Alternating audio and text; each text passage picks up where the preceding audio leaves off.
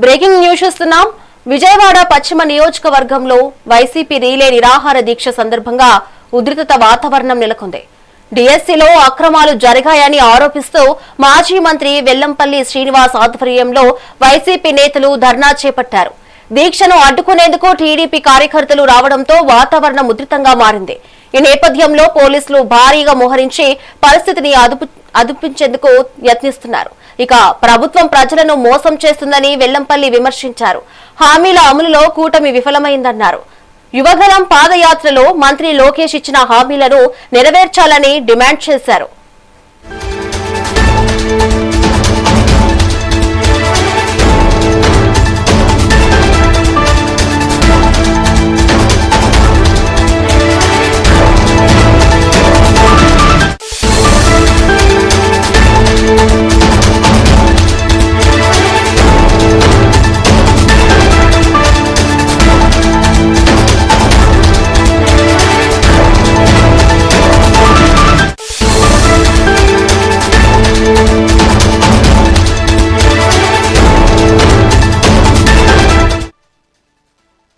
Breaking news చూస్తున్నాం.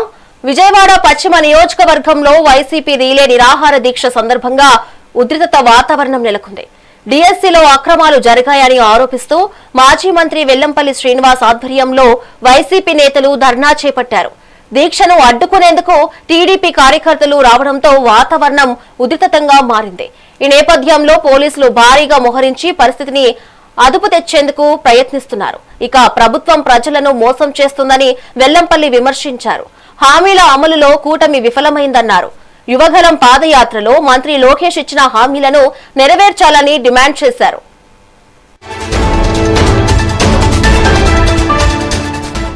Party కార్యకర్తలు నాయకులు పెద్ద ఎత్తున ఇక్కడ దీక్షలో కూడా పాల్గొన్నారు. మరోపక్క తెలుగుదేశం పార్టీ కార్యకర్తలు నాయకులు కూడా అక్కడికి వచ్చి దీనికి వ్యతిరేకంగా నినాదాలు చేస్తున్నారు. అయితే దీనికి సంబంధించి మనతో మాట్లాడేందుకు మాజీ ఎమ్మెల్యే వెల్లంపల్లి ఉన్నారు. సార్ చెప్పండి, ముఖ్యంగా ఇక్కడ మీరు దీక్ష చేసుకుంటూ ఉంటే ఒక పక్క తెలుగు తమ్ముళ్ళంతా కూడా ఇక్కడికి చేరి మీకు వ్యతిరేకంగా నినాదాలు చేస్తున్నారు. దీన్ని ఏ విధంగా చూస్తున్నారు? ఇది ప్రజల్ని మోసం చేయడం. మేము అడిగేది ఏంటి, మీరు ఇచ్చిన హామీలు అమలు చేయండి అయ్యా. యువకులు అని చెప్పిన పాదయాత్ర చేశారు, యువతకి బాగా ప్రోత్సహించారు. ఆ రోజు మీకు నిరుద్యోగ భృతి ఇస్తా అని చెప్పారు, అది ఇవ్వండి అయ్యా అన్నాం. ఫీజు రింబర్స్మెంట్ బకాయిలు చెల్లించవయ్యా అన్నాము. డిఎస్ఏలో అక్రమాల్లో విచారణ జరిపించాలని చెప్పంటున్నాము. దీంట్లో తప్పేంటి?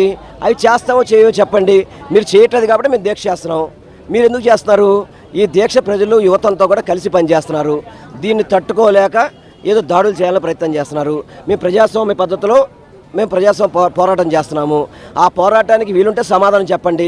లేని పక్షంలో మీరు ఏం చేసినా కూడా మేము దానికి సిద్ధంగా ఉంటాం. దానికే సమస్య లేదు. వైఎస్ఆర్ కాంగ్రెస్ పార్టీ నాయకులు దిగజారి మాట్లాడుతున్నారు. ఇంకొకసారి ఏదైతే సెంట్రల్ నియోజకవర్గంలోకి వెల్లంపల్లి కానీ దేవినేని కానీ వస్తే ఇది ఊరుకునేది లేదంటూ కూడా కొద్దిసేపటి క్రితం బోండమ్మ మాట్లాడి దీని విధంగా సార్ బుద్ధాంకర్ మాటలు బోండమ్మ మాటలు మనం పట్టించుకోవాల్సిన అవసరం లేదు. ఎందుకంటే వాళ్ళకి బోండమ్మ అని వాళ్ళ అధిష్టానంలో మామూలుగా నమ్మకం పోయింది.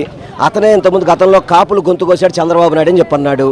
అదేవిధంగా ముద్రగడ పద్మనాభం గారు మాటలు పట్టించుకోకే మేము 2019 నుంచి 24 అధికారం కోల్పోయామని చెప్పిన అతను వాళ్ళ అధిష్టానం మీద వాళ్ళ నాయకుల్ని తిట్టుకున్నాడు తప్ప మేము అడుగుంది ప్రశ్నిస్తున్నాం అంతే. మేము ఎవరిని తిట్టలేదే, మేము ప్రశ్నిస్తున్నాం. మీరు ఇవ్వండి అయ్యా అని అడుగుతున్నాం, నెరవేర్చండి అయ్యా అని అడుగుతున్నాం.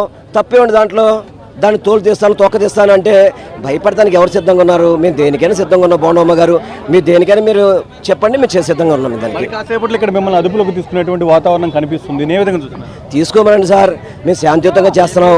దేనికైనా సిద్ధమే. మేము ఇప్పుడు రోడ్డు మీదకి వచ్చి ప్రజల కోసం పోరాటం చేస్తున్నప్పుడు దానికోసం తన్నులైనా తింటాము, అదేవిధంగా జైళ్ళకైనా వెళ్తాము. మా ప్రాణాలు అర్పించడానికి కూడా సిద్ధంగా ఉన్నాం. వీళ్ళు ఈ కూటమి నాయకులు వడతో ఇప్పటికి భయపడే పరిస్థితి అయితే మాకు లేదు. మేము ప్రజల కోసం దేనికైనా సిద్ధంగా ఉన్నాం. ఇది మొత్తంగా చూసుకుంటే ఏదైనా సరే ప్రజల కోసం మేము రోడ్డు మీదకి వచ్చాం, పోరాటాలు చేస్తున్నాం.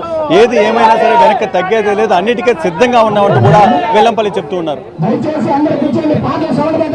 పార్టీ కార్యకర్తలు